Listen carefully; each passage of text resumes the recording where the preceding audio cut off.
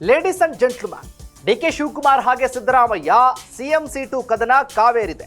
ಇಬ್ಬರೂ ನಾಯಕರು ಮದಗಜಗಳಂತೆ ಅಸಲಿ ಆಟವನ್ನ ಆಡೋದಕ್ಕೆ ಆರಂಭ ಮಾಡಿದ್ದಾರೆ. ಇದು ರಾಜ್ಯದಲ್ಲಿ ಕಾಂಗ್ರೆಸ್ ಎರಡು ಹೋಳಾಗುವ ಆತಂಕ ಹೆಚ್ಚು ಮಾಡಿದೆ. ಎಐಸಿಸಿ ಅಧ್ಯಕ್ಷರೂ ಆಗಿರುವ ಕನ್ನಡಿಗ ಮಲ್ಲಿಕಾರ್ಜುನ ಖರ್ಗೆ ಅವರ ತವರು ರಾಜ್ಯವಾಗಿರುವ ಕರ್ನಾಟಕದಲ್ಲೇ ಕಾಂಗ್ರೆಸ್ ಪಕ್ಷ ಅಧಂಪತನದತ್ತ ಸಾಗುತ್ತಿದೆಯಾ ಎಂಬ ಪ್ರಶ್ನೆ ಹುಟ್ಟುಕೊಂಡಿದೆ. ಇದು ಹೇಗೆ ಅಂತೀರಾ? ಎಸ್ ವೀಕ್ಷಕರೇ, ನೆಲ ಜಲ ಭಾಷೆಗಾಗಿ ಪ್ರಾಮಾಣಿಕ ಪತ್ರಿಕೋದ್ಯಮ. ನೀವು ನೋಡ್ತಾ ಇದ್ದೀರಾ ಫೋಕಸ್ ಟಿವಿ. ನಾನು ಶಿವು ರಾನರಾಪುರ.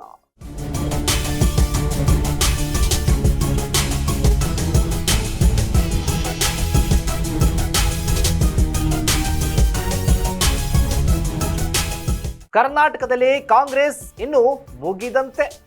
ರಾಜ್ಯದಲ್ಲಿ ಇದಕ್ಕೆ ಭವಿಷ್ಯ ಇಲ್ಲ ಎಂಬ ಕಾಲ ಒಂದಿತ್ತು.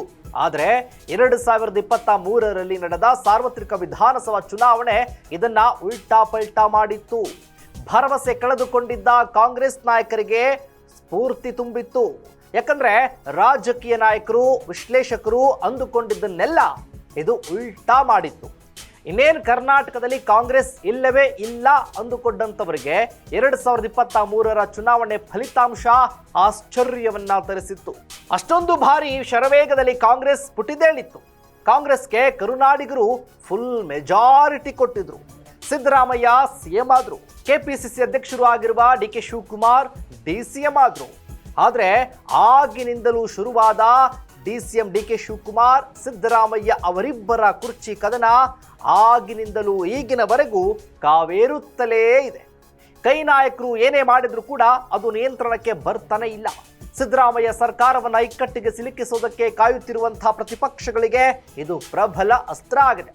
ಹೀಗೆ ಸಿಎಂ ಸಿದ್ದರಾಮಯ್ಯ ಹಾಗೂ ಡಿಕೆ ಶಿವಕುಮಾರ್ ಅವರ ಪ್ರತಿಷ್ಠೆಯ ಕಾಳಗದಲ್ಲಿ ಎಐಸಿಸಿ ಅಧ್ಯಕ್ಷರು ಆಗಿರುವ ಮಲ್ಲಿಕಾರ್ಜುನ ಖರ್ಗೆ ಅವರಿಗೆ ಧರ್ಮ ಸಂಕಟ ಎದುರಾಗಿದೆ.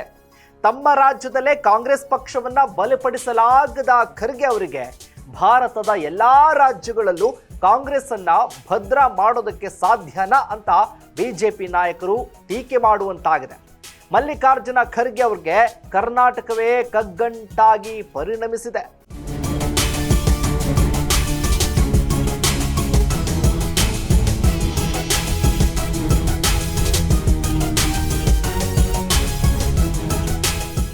ಸಿಎಂ ಸಿದ್ದರಾಮಯ್ಯ ಹಾಗೂ ಡಿಕೆ ಶಿವಕುಮಾರ್ ಅವರಿಬ್ಬರ ಕುರ್ಚಿ ಕಾಳಗದಲ್ಲಿ ಕಾಂಗ್ರೆಸ್ ಬಡವಾಗುತ್ತಿದೆಯಾ ಎಂಬ ಪ್ರಶ್ನೆಗೆ ಪುಷ್ಟಿ ಸಿಕ್ಕಿದೆ.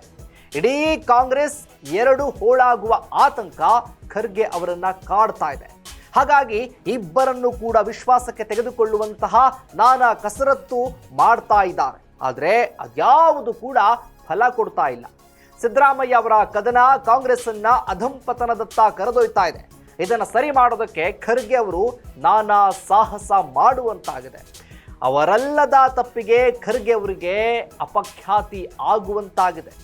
ನಿಮ್ಮವರನ್ನೇ ನೀವು ವಿಶ್ವಾಸಕ್ಕೆ ತೆಗೆದುಕೊಳ್ಳೋದಕ್ಕಾಗ್ತಾ ಇಲ್ಲ ಅಂಥದ್ರಲ್ಲಿ ದೇಶದೆಲ್ಲೆಡೆ ನೀವೇನು ಮಾಡೋದಕ್ಕೆ ಸಾಧ್ಯ ಅನ್ನುವಂತಹ ಬಿಜೆಪಿ ನಾಯಕರ ಟೀಕಾಸ್ತ್ರಗಳನ್ನ ಎದುರಿಸುವಂತಾಗಿದೆ. ಕೇವಲ ಕರ್ನಾಟಕದಲ್ಲಿ ಮಾತ್ರ ಅಲ್ಲ, ದೇಶದಲ್ಲೇ ಕಾಂಗ್ರೆಸ್ ಅಧಂಪತನದತ್ತ ಸಾಗ್ತಾ ಇದೆ ಅಂತ ಹೇಳ್ತಾ ಇದ್ದ ಕಾಲಘಟ್ಟದಲ್ಲಿ ಕಾಂಗ್ರೆಸ್ ಚಿಗುರುವಂತೆ ಮಾಡಿದ್ದೇ ಕರ್ನಾಟಕ.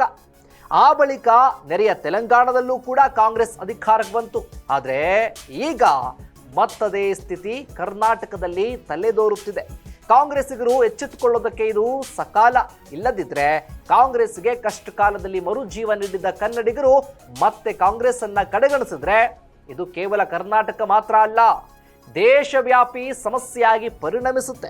ಕಾಂಗ್ರೆಸ್ ಬಗ್ಗೆ ದೇಶದ ಜನತೆಗೆ ಒಳ್ಳೆಯ ಸಂದೇಶ ಹೋಗಬೇಕು ಅಂತಿದ್ರೆ ಅದು ಕರ್ನಾಟಕದಿಂದಲೇ ಆಗಬೇಕಾಗಿದೆ. ಕೆಟ್ಟ ಸಂದೇಶ ಏನಾದರೂ ಕೂಡ ಅದು ಇಲ್ಲಿಂದಲೇ ಅನ್ನುವುದನ್ನ ಕರ್ನಾಟಕದ ಕಾಂಗ್ರೆಸ್ ನಾಯಕರು ಅರಿತುಕೊಳ್ಬೇಕಾಗಿದೆ. ಸಿಎಂ ಕುರ್ಚಿ ಕದನಕ್ಕೆ ಹೈಕಮಾಂಡ್ ನಾಯಕರು ಸೂಕ್ತ ಪರಿಹಾರವನ್ನ ಕಂಡುಕೊಳ್ಳಬೇಕಾಗಿದೆ. ಇನ್ನಾದರೂ ಕೂಡ ಹೈಕಮಾಂಡ್ ನಾಯಕರು ಎಚ್ಚೆತ್ತುಕೊಳ್ತಾರಾ ಅನ್ನೋದೇ ಸದ್ಯದ ಪ್ರಶ್ನೆ. ಇದಾಗಿತ್ತು ಫೋಕಸ್ನ ಸ್ಪೆಷಲ್ ಸ್ಟೋರಿ. ನೆಲ ಜಲ ಭಾಷೆಗಾಗಿ ನೋಡ್ತಾ ಇರಿ ಫೋಕಸ್ ಟಿವಿ.